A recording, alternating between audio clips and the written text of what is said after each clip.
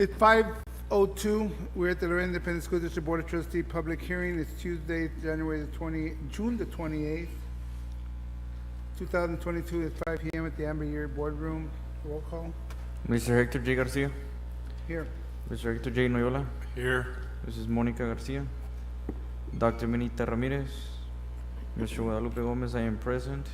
Mr. Ricardo Garza. We'll wait till the last one to the Pledge of Allegiance. Dr. Rios. Item number 1, public meeting to discuss the 2022-23 summary of application and use of funds for the following federal programs. Title I, Part A, Improving Basic Programs. Title I, Part C, Education of Migratory Children. Title II, Supporting Effective Instruction. Title III, Part A, English Language Acquisition. Title IV, Student Support and Academic Enrichment. Strengthening Career and Technical Education for the 21st Century, Individuals with Disabilities Education Act.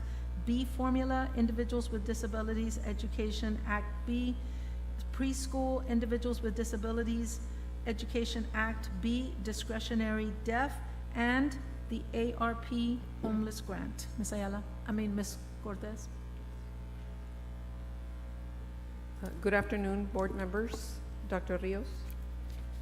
So today I'll provide a brief summary and the use of funds for various federal grants. The first one being Title I. The total allotment is $16.3 million, and the purpose of this grant is they are supplemental funds to improve the quality of education programs in our district.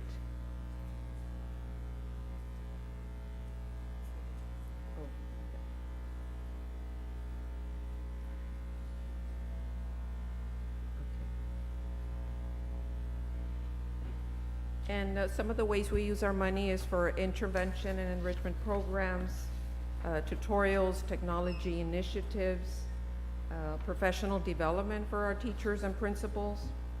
Also, some of the FTEs that we cover are campus instructional facilitators at each campus, also instructional deans and other FTEs. There you will see the description of the activities that are provided with this grant and the budgeted amount, with a total of $16.3 million. That's Title I. Did you have any monies left over from last year in this? We are going to have some money that's going to roll into this year.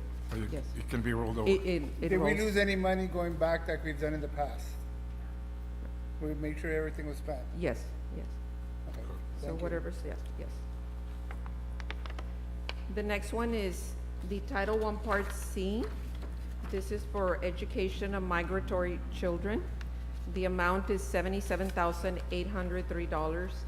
This is to support our migrant students and help them overcome some of the challenges they have because of their migratory lifestyle. So we do provide tutorial services, instructional supplies, school apparel. Those are the main things. And the FTE that is covered with this money is our migrant specialist salary. About how many migrant students do we have? We ended the year with about 89 students. 89? 89, yes. So we've seen a slight decrease. We had about 95 last year. So we had about 6 students less. Good. Has this been declining in past years? It has, by 10, 15 students, yes. Not too many families are migrating anymore. So- And there's been changes in the definition, right? At some time back, there was changes in definition Yes. for migratory. They need to have migrated in the last 3 years to qualify. Yeah, it has been declining Yes. every year for the Yes. past 30 years, probably. The next one is Title II, Supporting Effective Instruction. This is $1.6 million. The purpose of this one is to increase student achievement and improve the quality and effectiveness of teachers and principals. Here we do provide a lot of staff development. Another thing we cover is recruitment and retention efforts for our beginning teachers. We do provide mentors. We pay them their stipends. We provide sessions for them to help them pass their certification exams to make them certified. There's the budgets. The FTEs that are covered The main one here is the class size reduction teachers that are provided for our secondary schools, middle and high school.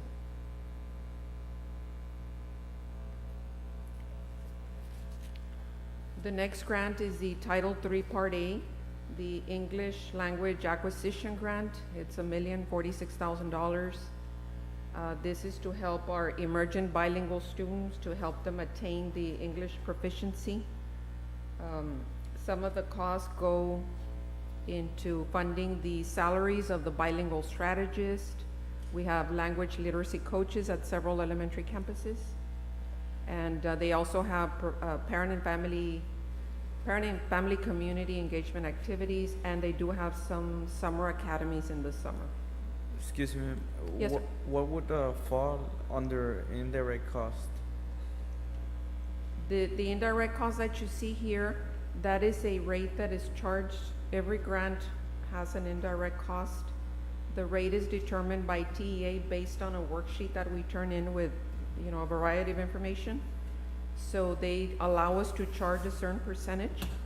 Then that money, once the actual costs occur, that money goes into the general fund as a federal revenue. For the record, it's 508. It's got Dr. Ramirez is here and Mr. Garza is here. Thank you.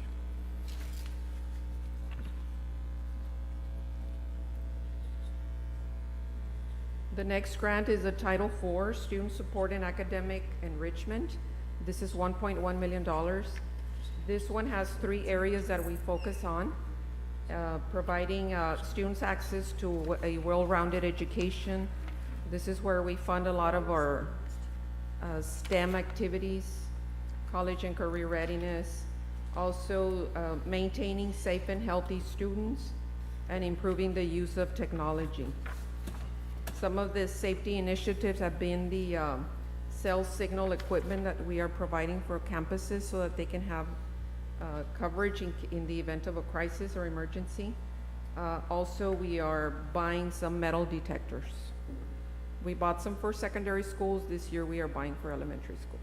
And the money that just was announced today, have they sent any information down?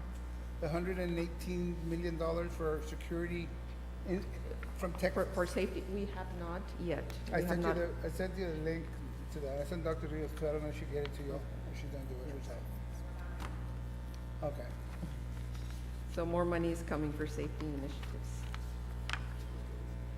And that Yeah. is the budgeted amount. The next one is the Perkins. Mr. Garcia is here to talk briefly about the Perkins Grant. Thank you. Good afternoon, members of the board, Dr. Rios, Mr. Perez. So the Perkins Grant is the Perkins 5 Strengthening Career and Technical Education is really just to support all CTE programs of study.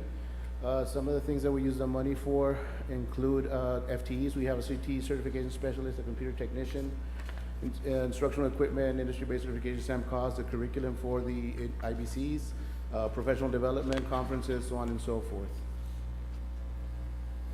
And here's a breakdown of this year's, or this upcoming year's Perkins Grant. So we did receive awarded a total of $460,808, and that's the breakdown by class. I don't know if anybody has any questions. Thank you.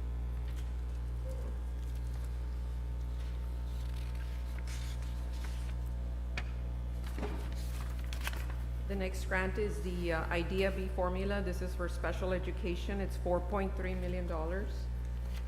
This one is where the use of funds is mainly for funding teacher salaries, teachers for the visually impaired, occupational therapist assistants, adaptive physical education coach, some of the contracted services such as certified interpreters, school psychologists, and occupational therapist services are paid with this grant. And that is the breakdown of the $4.3 million. Oralia, please, for next time, can you put for how long we've been getting these grants on each title? You know, are they new or Oh. perpetual or? How long we've been receiving these entitlements? Okay. Yes, Yes, sir. please. Can we get a breakdown on payroll cost? Because with all the payroll, you're looking at over $22 million in just these packages. Who's under the $22 million?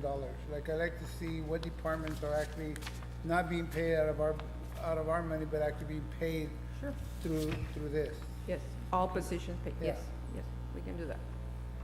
At least a number, if not people, but at 15 people here, 12. Okay. So we understand that. Yes. Okay. For 225 Ideab preschool, it's $39,632. And this is to provide, again, to meet the needs of our special ed students, ages 3 to 5 years old. And they pay for psychological evaluation, supplies, materials for the classrooms. And there is the breakdown. Here, there's no payroll costs. Ideab discretionary deaf, the amount is $118,375. For the record, it's 513, Monica Garcia is in the house. For this one, some of the professional contracted services that they pay for are certified interpreters, audiological evaluations, otological evaluations, supplies, materials. Again, there's no payroll cost here, only for services and supplies. So for that, only the payroll costs are actually coming out of the Formula B? For this last one, there's no payroll. Right, so Yeah, so for these, I guess what I'm trying to say, to service the deaf students, the cost for payroll is actually coming out of the Formula B, right? From the first one. Yeah, the Yes. Ideab Formula B, Yes, right? That's where yes. the payroll is coming out to Right meet the here. needs of these students. Right. Okay, Here we have $4 million, yes. okay. Yes. Also through 199 Quick question, state funds. when we budget money for supply, this is besides the money we supply for all the schools, right? Yeah, And they're still counted in supply. This is Right, just because supplemental. they say, okay, you already get supply from here, we don't need to give you any Oh, no, no. This within the is schools. This is aside extra. from, this is supplemental. Okay. Yes, Because this is earmarked for certain groups of students only. Right. yes. Yeah, but I'm just saying, the principals account, they don't give them any of their money too. Like, that's how you're already getting money, so why, get me? Right. Yes, no, this is in addition to. Thank you. And then finally here is this is a new grant that was given to us as part of the ESSER fund, the American Rescue Plan, the Homeless 2 grant. They gave us $417,874. It is a 3-year grant. So here we are funding, we are paying for some of the tutors that provide the small group instruction, both in the schools. We also send out tutors to our shelters, some were going to other areas to How many service. students do we have this How many past school year? We ended the year with 469 homeless students. How many? 469. And how do they qualify? Have to be without parents and No. no house or? No, the criteria is that they lack a fixed home. So for example, if, I think the wording is fixed domicile, right? yes, so if, you know, a child lives with a parent and the parent loses their job, they go live with a sister. They moved in with the sister because they cannot afford to pay their apartment or their rent or their house payment. So now they are doubled up. They're living with someone else. That is one of the criteria and the most common criteria. The majority of our students are doubled up. So they qualify based on that. Some of them live in shelters. Some of them are staying at Bethany House, at Casa Misericordia. Some of them are living in Cars. motels, parks, you know, abandoned buildings. So, but the majority are because they are doubled up. So that is one of the criteria. So in order for them to continue to stay enrolled, we are permitting the previous address in order for them to stay in that particular school. No. Yes, so there's something called the School of Origin. So if it's September and the child moves in with the aunt, and the child was attending Ryan Elementary prior to this happening, And now the aunt lives in the Santa Maria boundaries. So the child is entitled to stay at Ryan. Yeah, Should but they- some students do go into the UISD Yes, area. Yes. And then that's when we are having issues with parents that, or sisters or siblings or whatnot, that are stating that the principal at the time is not permitting for them to stay in the school of origin. So what you're stating right now is completely contradicting to a lot of the parents' or siblings' inquiries when they have called me in the past. okay. So we need to make sure that we send those outlined, Yes. specifications to all principals, and to make sure that the students are staying in the school of origin that you just stated. By law, they should be able to stay. Well, and they we- should be allowed, but they're not required. Well, no, we are required to provide the school of origin and provide transportation. So even if the child moves to UISD, let's say, Right. that child from Ryan moved to UISD, and mom wants To to keep him at UISD Ryan, boundary. they want to keep him at Ryan because the child is used to that school, We or have always to. been at that school. So we are required to provide transportation services. What we do is we coordinate with UISD. So in the morning, LISD takes care of the transportation. In the afternoon, UISD, Right. or vice versa. We coordinate with UISD. But if the parent chooses to move the student to the other school, they can. They can. Yeah. They're not required to stay, only they want to, then we provide the services. But also lawfully, they are, entitled to stay in the school of origin. They are. They are If entitled. requested by the sibling because the mother lost Yes, all rights to the child and now he has it to the sibling. yes, they are entitled, and we do inform our principals and our office staff. We have a training every year during Leadership Summit where we tell our principals what their requirements are. So that's the McKinney-Vento. That's the McKinney-Vento, yes. It's a law and we have to abide by it. But we do gotta make sure, because every year, the Same same thing. problem, the same question, and the same promises by administration, that if there's a kid, regardless if homeless, not going to the school, wants to, we make it the hardest thing to get into our schools, but we're we're 3,000 students short. Yes, sir. And because some principals do what they want, and there's no consequences, that happens. We So need to we remind be a little them. stricter on, I know that the superintendent, time after time, talks to the people, but now it's to the point that the principals need to be held liable for this, because we're 3,000 people short for whatever reason, but that's some of it, because, well, forget it, I'm going to somewhere else. And that's what happens, Yes. especially this year. Because a lot of the complaints from parents are basically that only because the child is not passing, they have to go to the UISD boundary Oh, you've because been they're on absent 2 UISD times? boundary. I want you out of here. Yeah. That's No, the no. attitude, and we support it. Yes. If That's they a are side enrolled part. or qualified for the homeless program, they have that right throughout that year. They are coded for the remainder of the year. Even if they were coded in September, that coding remains until the end of the school year. But I'm not talking just the homeless, I'm talking about students. Any student. whole. Yes, sir, yes. No, Yeah, we'll our job remind is to keep principals. students in, Right, not not run them kick off. students out. Right, right. So we'll remind the principals again, and it is law that, Thank you. okay.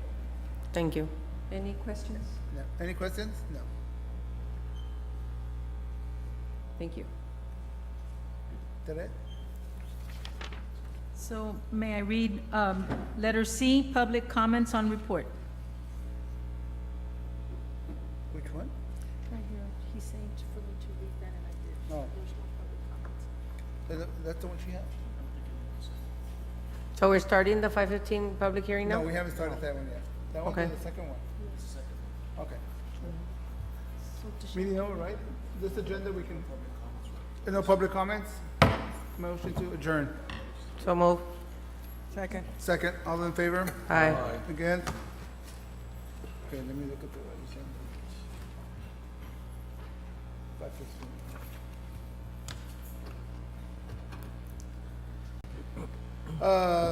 Welcome to the Laredo Independent School District Board of Trustee. Public hearing is Tuesday, the 28th of, June 28th, 2022, and it's 5:22 in the Aberrant Boardroom. Roll call, please. Mr. Hector J. Garcia?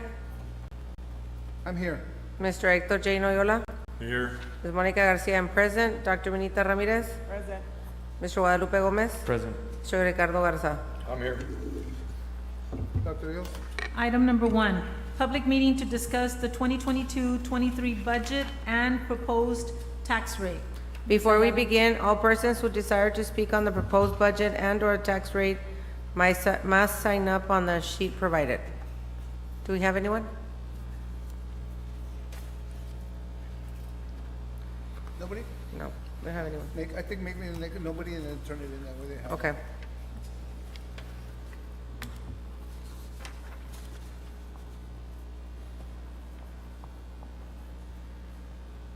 Do I have permission to begin? Yes. Thank you. Good evening, Board of Trustees. Today's public hearing is the final step in the budget development process. This hearing is legally mandated by the Texas Education Code, and it serves as the final opportunity for public review of the proposed budget. Public participation is encouraged. The tax rate, which will be adopted during a separate meeting at a later date, may not exceed the proposed rate shown below unless the district publishes a revised notice containing the same information and comparison set out in the publication and holds another public meeting to discuss the revised notice. The proposed rate for maintenance and operations is 0.8546 per $100 of property valuation. And the proposed rate to pay bonded indebtedness is 0.4999 per $100 of property valuation. Right here. Is this the same rate as last year? No, sir, and I will show you the Comparison. difference, the comparison in a bit. The second box in this section entitled Comparison of Proposed Budget with Last Year's Budget shows a difference expressed as a percent increase or decrease, the amount budgeted for the preceding fiscal year and the amount budgeted for the fiscal year that begins in the current tax year for each of the following. Maintenance and operations, 11.20 decrease. Debt service, 16.38% decrease. Total expenditures, 11.99% decrease. In this section entitled Total Appraised Value and Total Taxable Value, this table shows the total appraised value and the total taxable value of all property and the total appraised value and the total taxable value of new property taxable by the district in the preceding tax year and the current tax year as calculated under section 26.04 of the tax code. The total taxable value of all property increased by $618,123,415 or 25%. The new property value is defined as the total taxable value of property added to the appraisal roll in the current year by annexation and improvements listed on the appraiser roll that were made after January 1st of the preceding tax year, including personal property located in new improvements after January 1st of the preceding tax year. When compared to the preceding year, there is an increase of $8,824,827 or 40%.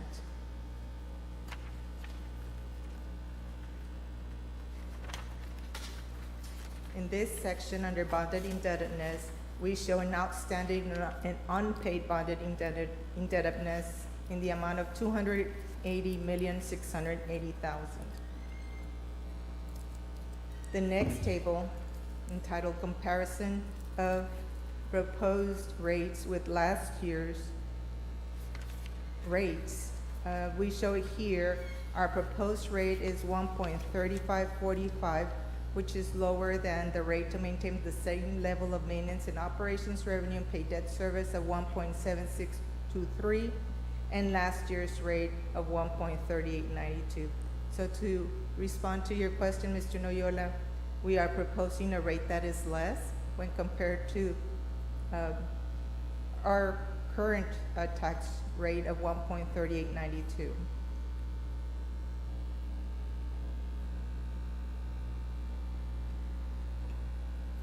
On this section, under the title Comparison of Proposed Levy with Last Year's Levy on the Average Residence, it compares last year's values and rates to the current values and rates. Even though the average market value of residences increased by $14,975 or 15%, the taxes due on the average residence decreased by $4.15. And the decrease was due to the local tax compression established under House Bill 3.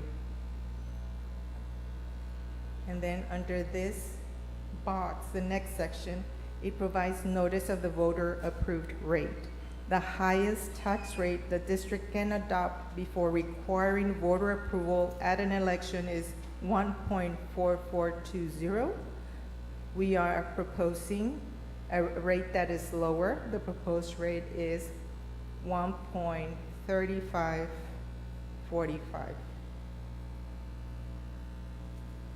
In this last section of the notice, we have fund balances. The balance in the maintenance and operations total fund balance is estimated at $74,528,855. And the balance in the interest and sinking total fund balance is estimated at $31,328,062.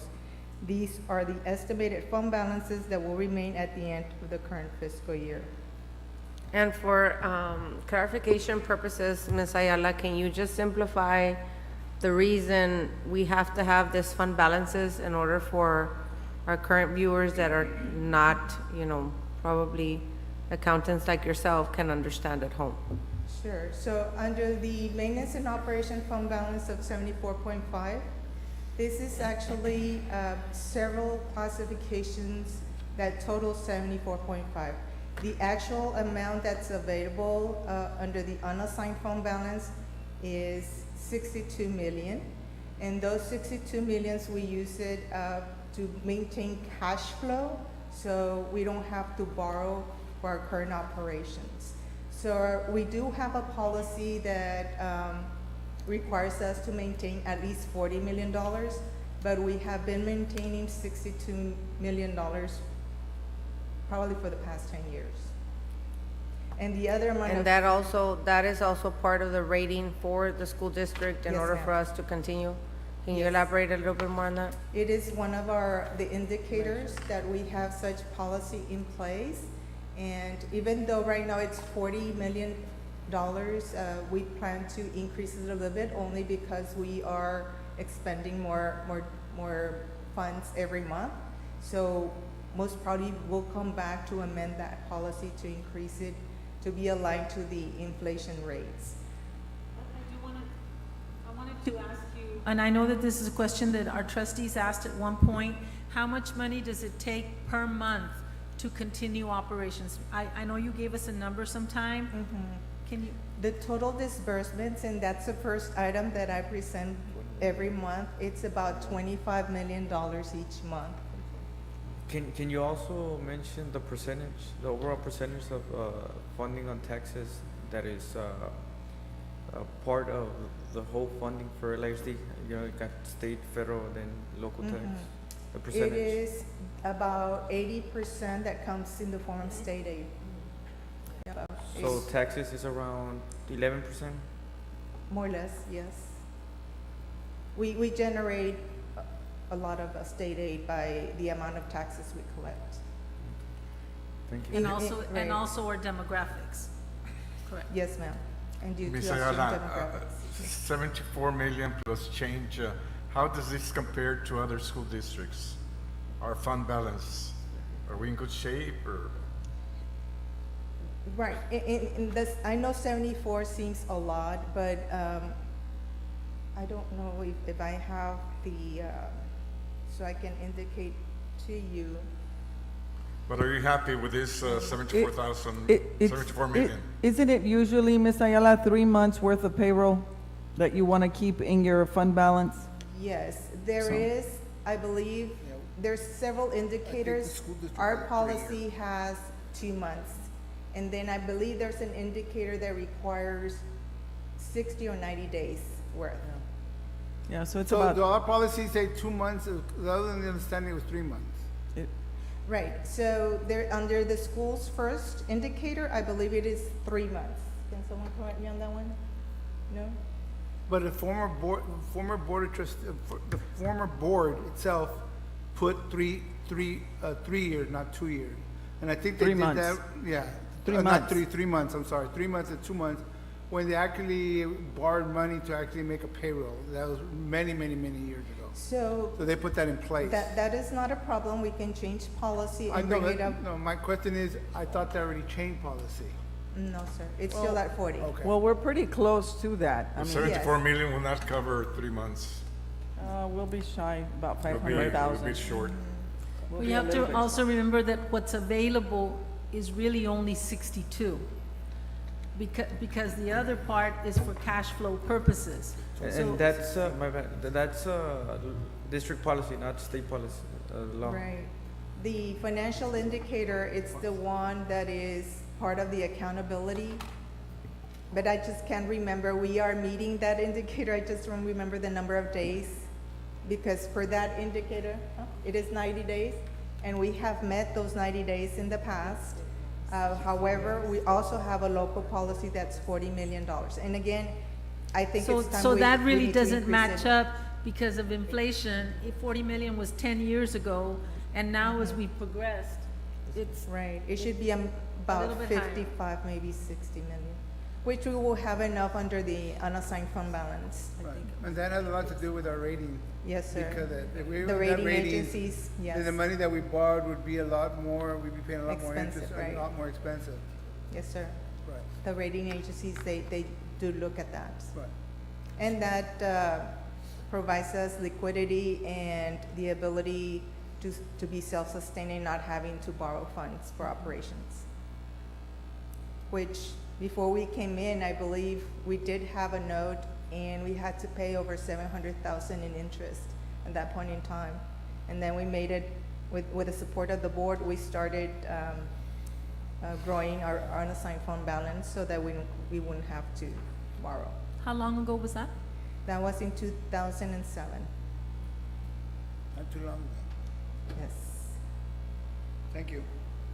So So- to round this off, as far as the taxing goes and where we are at 1.35 that you just mentioned, that has, I just want to make sure that the public understands that aside from the appraisals going up, you know, because that is something this board does not control. The appraisals for the LISD vicinity of where people live, we don't control their appraisals, but, you know, we're still adopting a 1.3545, which brings it down, what is it, 3 pennies? Am I correct? Yes, ma'am. I just wanted to make sure we reiterated that, you know, because, and congratulations to your departments, because obviously, you know, if you guys wouldn't be, you know, looking at the numbers correctly, we wouldn't be able to make sure that we come up with this great number. Yes, ma'am. And if you can allow me 1 minute, I would like to thank and acknowledge my team, because creating a budget is never an easy task.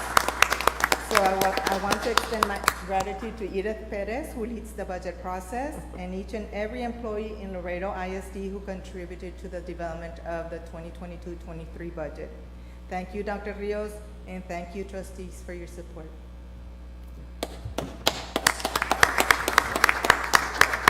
And that concludes my presentation. That it? Yes, sir. Motion to adjourn. So move. Second. All in favor? Aye. Against? Let me look for the last agenda. Here's their last agenda. Yes. Laredo Independent School, this is the Laredo Independent School District Special Call Meeting. It's Thursday, June 28th, 2022. It's 5:36, and the Amber Yeary Boardroom. Roll call, please. Mr. Hector J. Garcia? I am present. Mr. Hector J. Noyola? Here, Ms. Monica Garcia, I'm present. Dr. Minita Ramirez? Present. Mr. Guadalupe Gomez? Present. Mr. Ricardo Garza? here. We have a quorum. Please stand for the Pledge of Allegiance. Ms. Garcia, would you lead us?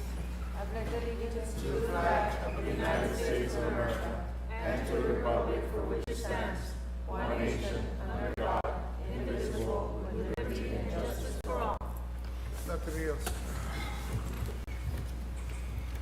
Item number 1, discussion and possible action to approve the 2022-23 annual budget to include 101, food service, 180, E-rate, 181, athletics, 199, general operating, and 511, debt service. So move to approve? We need to go one by one. Yes, correct. If we can just have, name each one and then ask if there's any discussion or Motion to comment. accept A, So move? there's a motion second, all those any discussion, Yeah, any discussion is for each item, please. anybody on that? Dr. Diaz, you have anything on that? I would just like to, On A, oh, sir. 101 food all service. those in favor? Aye. Against? Motion to approve 180. So E-rate. moved. There's a motion second, discussion? Dr. Diaz, you have anything on that? All those in favor? Aye. Against? C, 181, athletics. So move? Second. Discussion, Dr. Diaz, anything on that? No. All those in favor? Aye. Against? 199, general operation. So move? Second. Second, discussion. Okay, I would like to pass out, for disclosure, all of the work that our finance division has done, as well as working with all of our administration. If you take these sheets, please, and look at them, these are already included in the budget, and they are items that we have discussed at one point or other. They are already attributed within the budget, and there were no FTEs that were added. We worked within the confines of everything that we've been talking about in the last few weeks. So it's already in there. These if are you with have the any three questions. officers also that we're hiring to make it, The 3 officers are included in here. So this has already been budgeted, right? It's It's already already there. been Yeah, budgeted, it's but I wanted you to see it so that you could know about it. So move to accept. There's already a Second. motion and second with an amendment to what Dr. Diaz presented. So move? There's a motion and a second, all those in favor? Aye. Against? Next. 511, This is our debt service. We, there's a motion to accept Request approval. 511, debit service. There's a So motion. move. Second, Dr. Diaz, you have anything? No, sir. All those in favor? Aye. Against? Number 2. Item number 2, discussion and possible action on the following budget amendment. It's BA number 2122-56, discussion and possible action to approve the General Operating Fund 199 budget amendment in the amount of $3,824,595 to appropriate revenues and expenditures for the teacher retirement system on behalf benefits, increase in Medicare Part, and increase for House Bill 1. Ms. Ayala? I'm yes. sorry, the amount is $3,824,595. This amendment does not have an impact to fund balance. It is an amount that we need to recognize on payments made on behalf of the school district going directly to TRS. And are these amortized over the year, or is it a one lump sum payment that we make? This one, this is just a recording that we need to do in our books, but because of the migration that we were undergoing, we had difficulty programming this particular rate. And so before closing the books, we need to amend our budget so that the revenues are recorded accordingly. But it is not, So my question stands, is this a one lump sum payment, or have we already paid some of this out? We just need to move the money on the books from one account to another? the money already went from TA to TRS. That's what I wanted to know. We're just recording it. Okay, I move to accept. Second.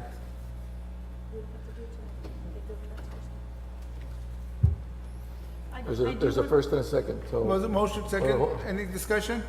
we're waiting Although on, no, we're waiting on no, your no. discussion. No, I just do want to let you know that there's going to be a couple of Well, reorganizations. let me vote on Sorry. this first. All in favor? Aye. Again, Dr. Rios? All right, as we've been looking at the needs of our district as well as we did cut those positions, we want to make sure that some of the responsibilities that need to happen now are realigned. So I will be sharing that information with you so that you can view what kinds of discussions we've been having with all of the departments, including CNI as well as administration. She will send that. There's been a couple of people moved, but she'll send that to you all already. Anything else? Motion to, anything else? Communications. Communication.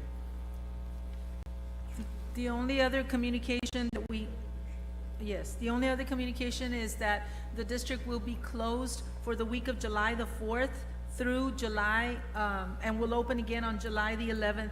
There will be a regular board meeting on July the 14th on Thursday. We will be posting items on that 11th.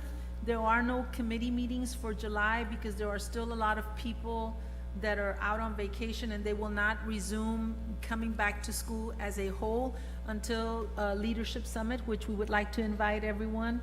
And we will be sending more of that information. That's July 25th. But right now, we will be closing our offices. We will be back on July the 14th with the regular board meeting. Mr. Velazquez, do we have a moving date yet for the administration? The date hasn't changed. What's the date?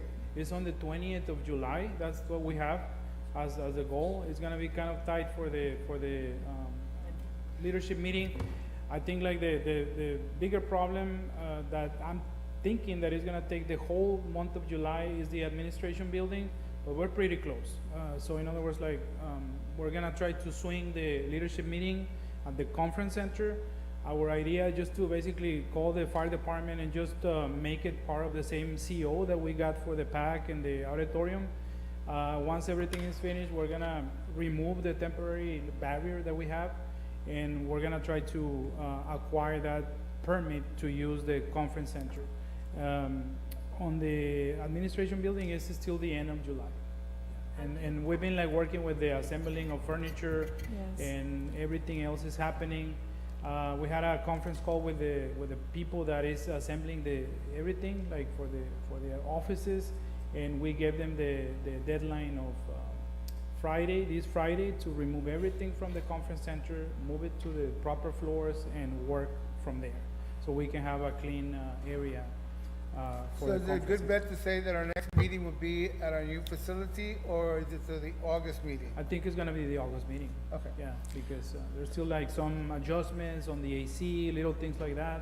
But pretty much like our goal is still the same, like make sure that everybody's moved by the end of July.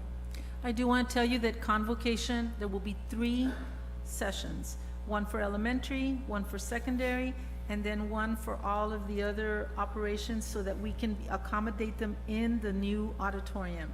And we've been having conversations with Mr. Velazquez as well as Ambrose to make sure that all of the equipment is working, and so that we've already decided who's gonna go where as far as the amounts of people. We were gonna do it by vertical team, but we decided, no, it'll be by, all of the elementary folks will fit in one of the sessions. All of the secondary folks will fit in another, and then there's 1,400 seats, correct? That is good. So, the rest of the staff will be in the very early morning session. We're also gonna be having a health fair that will take place the day after, and that's where our employees always take advantage of immunizations, all of this, all the checkups and all of that. That will happen the day after. So August the 4th right now is convocation. We will give you a schedule as to when it will take place, when each of those sessions will take place. And I think that was just to save money, because they're looking at the LEA, but pay 30-some when we have our own facility. But I'd rather meet 3 times.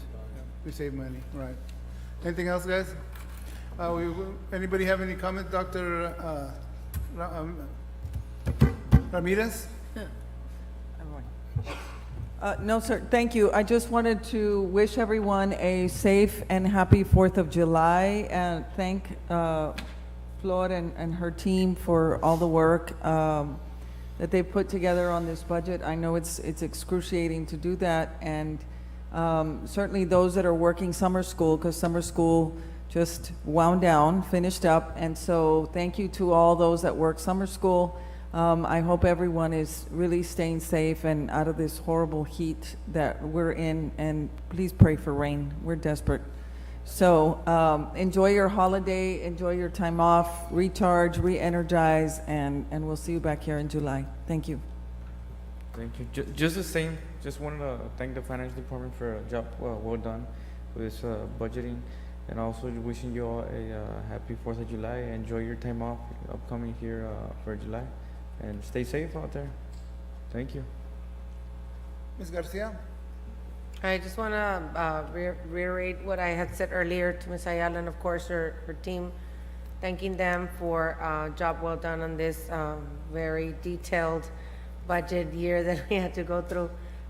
It was, I'm pretty sure that it was very stringent for all of y'all, and I just want to make sure that I thank you, Ms. Ayala, and all your team that you have here, and please send my thank yous to your entire department, because I'm pretty sure that everyone put in their 2 cents into it just to make sure that we came out with a balanced budget. So thank you so much, and I just want to wish everyone a happy 4th of July, of course, and happy vacations to all, and we'll see you back in July. Thank you. Mr. Garza? Likewise, I'd like to thank Ms. Ayala as always. I mean, what an incredible group she has, and thank you so much for all that you do for all of us and all your staff. Dr. Rios, everybody at the administration level, hell of a job this year. Thank you so much. I'm looking forward to what you have in store for us the following year. But keep it up. I think we have a great group of people that we're surrounded by and are taking care of business the way it's supposed to be taken care of.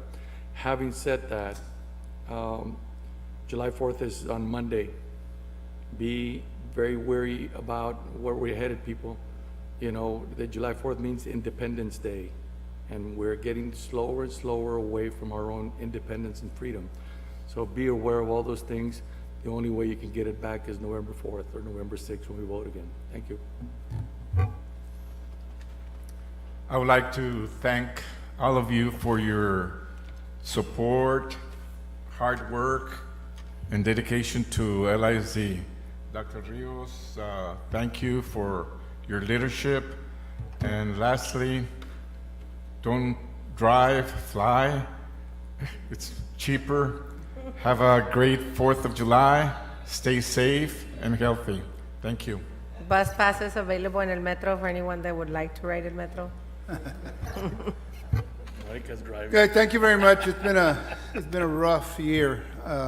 It's been a interesting time putting a budget together when you're sitting down for hours with Ms. Ayala and Dr. Rios, which understands the budget as much as Ms. Ayala does, and just the conversations. Thank to our leadership of our attorney. It's always make sure that any kind of recommendation that we do bring back to the board have been looked at, have been made sure that we're bringing you the truth. We were able to do what we did for our teachers and our administration and paraprofessionals because they earned it. I said it once and I'll say it again. Probably not enough, but that's everywhere. We did as much as we can as a board. With still a balanced budget and bringing down our tax rate without going back to the taxpayer and saying you need to pay more. I don't think that's the thing to do right now. Hopefully it's a better year. We will have to restructure. Let's look in the horizon next year and 2 years to restructure the district. But the leadership is there. Sometimes there's hiccups and there's things that we go through, but at the end of the day, everything we do is for the best of our district.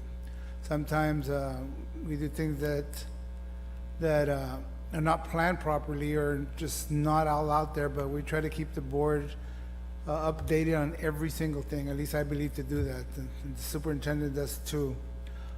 Sometimes she doesn't tell everything, but at the end of the day, she will bring it up as soon as she gets all her. She won't come and tell you everything unless everything's already set up. And we appreciate that, but it's always a plan, and the plan is for the best of our district, and it's always been in everybody's best interest. I want to wish everybody a happy 4th of July. Rest, we need it. We need to get away from each other for a while, and so we can regroup. I really honestly believe that. I do have one more message. I do too. I just want to wish Mr. Garcia a happy birthday. His birthday's coming July. up in July, I'll so. be 60. That's where the fire will be. Yes. On the cake. I want to mention something on behalf of all of the staff. Well, first of all, thank you very, very much for the support that you have given us. It has been a very rough year. Everyone's been trying really, really hard to make it work, because I know that all of you as a board wanted to take care of the staff. And you did that, and we are going to have to restructure, look at responsibilities and who's doing what. But with that being said, we're confident that it can be done. The other thing that I do want to mention to you, and you got a very, very preliminary summary of scores. There's work to be done, but we're very, very proud of all of our schools, our teachers, our staff, our students, and as well as the engagement and the support that you have provided. You will have a more detailed report once all of that is put together. And so for the July meeting, well, before the July meeting, well, sometime you'll get that report in its entirety. The state did bungle a couple of things. Our scores were, not our scores, but our paper tests were actually sent to an unscorable warehouse. And that's why it took so long to find them and to get them back. And there's Ms. Cortez there, Mr. Castilla, as well as Oralia, and all of the accountability department, as well as CNI. They've been working diligently to provide the most current data. So as soon as we get that, we are proud of where we've gotten. There's much more work to be done, and with your support, it'll happen. But thank you very much. Before I say that, and it is when you saw the scores, and you have all your high schools in Bs, you have all your middle schools in Bs, and the majority of your elementary A's and Bs, no C's. That's an accomplishment from where we started, and where we're at. So it takes a big turnaround. Thank you. Motion to adjourn. She already said. Second, all those in favor? Aye. Against? See you in July.